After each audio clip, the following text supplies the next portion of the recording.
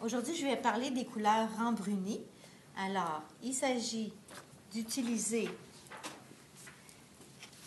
deux couleurs, soit une couleur primaire, donc le 1, avec sa couleur opposée, donc la couleur complémentaire, la couleur qui est opposée dans le cercle chromatique. Alors, la couleur qui est opposée, si on a une primaire, ça va nécessairement être une secondaire. Si on avait une couleur ici qui est tertiaire, son opposé serait nécessairement tertiaire. Fait que c'est toujours 3 avec 3 ou 1 avec 2 dans les couleurs dans le cercle chromatique.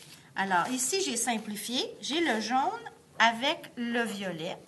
Alors, ce qu'on va venir faire maintenant, c'est qu'on va travailler vraiment sans le noir, sans le blanc. On va venir faire des gammes de brun. Ça va s'appeler des teintes, ce qu'on va venir faire. Alors, on va partir du jaune. Moi, j'ai préparé déjà mon violet. Je l'ai préparé à l'avance pour que ça soit plus facile. Et puis, ce qu'on va faire, c'est qu'on va se mettre en tête qu'on a deux parents ici. Alors, ça, c'est maman. Ici, c'est papa. Alors, ils ont 4 enfants. OK? Ils ont 4 enfants. Cet enfant-là va avoir beaucoup plus de gènes de maman. Donc, va avoir beaucoup plus de jaune.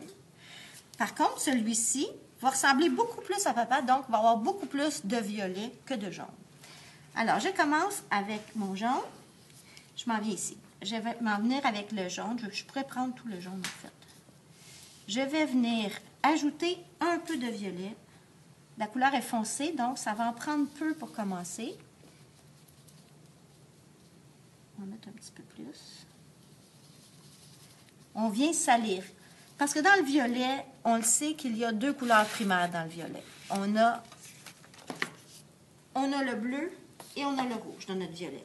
Autrement dit, on vient faire toute une gamme de bruns.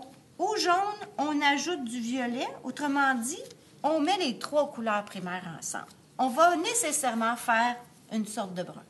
Quand on veut faire, en fait, on va venir ternir notre couleur primaire. Ici, si on regarde ici, Cathy, regarde, ça ressemble.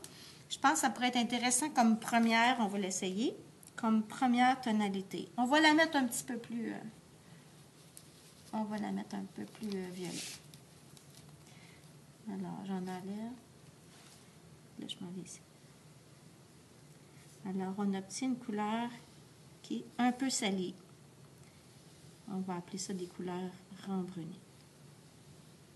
Ce qui est très différent d'avec le noir. C'est beaucoup plus lumineux qu'avec le noir.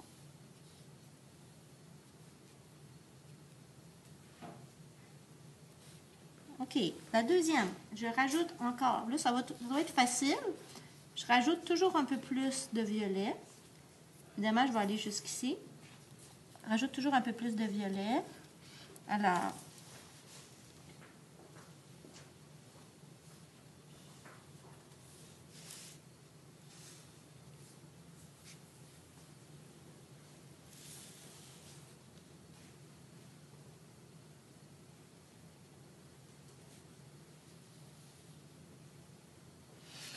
notre progression doit être assez rapide parce que j'ai mis seulement 5 cases. Ici, si on compare à la charte que j'avais, ici, j'ai mis une couleur intermédiaire. On va aller comme ça ici.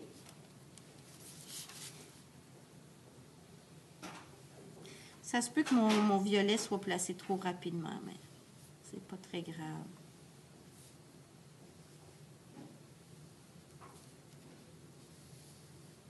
Et c'est comme ça, ainsi de suite. Alors, on va vraiment vers un plus brun. Ce qu'on pourrait faire, je vais le faire progresser un peu plus vite.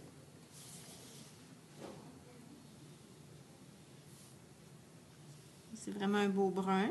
Ça nous prouve vraiment que pour faire un brun, il faut les 3 couleurs primaires.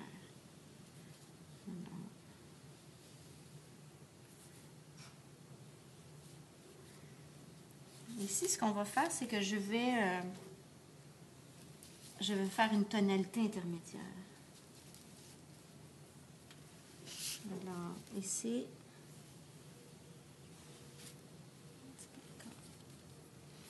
c'est un peu à tâtons, mais c'est comme ça. La gouache a un pouvoir très couvrant, contrairement à l'aquarelle qui est très transparente.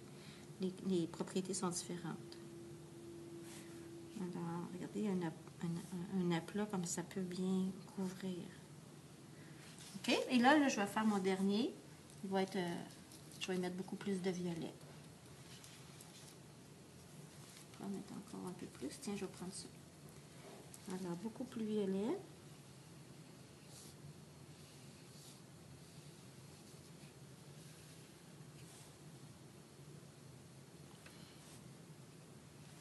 Alors, vous voyez que ici, j'ai fait des dégradés un petit peu plus, qui sont un peu plus augmentés. On pourrait aller jusqu'au violet ici vraiment après, là. On pourrait, je vais laver mon pinceau. Je vais aller chercher mon violet directement. Alors, mon violet, il pourrait être ici, là. OK? Fait que c'est ça qui conclut la première couleur. Je vais arrêter, puis je vais changer ma palette de peinture.